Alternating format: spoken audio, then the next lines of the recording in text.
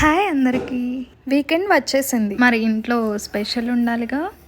So today నేను మీకు మా స్టైల్లో సింపుల్ అండ్ క్విక్గా చేపల పులుసు చూపిస్తున్నాను.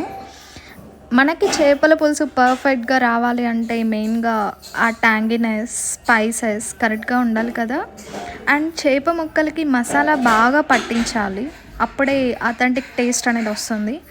సో పర్ఫెక్ట్గా ఎలా చేయాలి with all the ingredients next వీడియోలో డీటెయిల్గా చూపిస్తాను.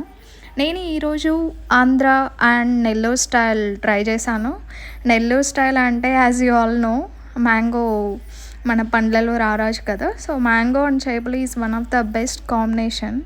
అండ్ ఇప్పుడు మ్యాంగో సీజన్ కూడా కాబట్టి డెఫినెట్గా ట్రై చేయాల్సిందే అందరూ.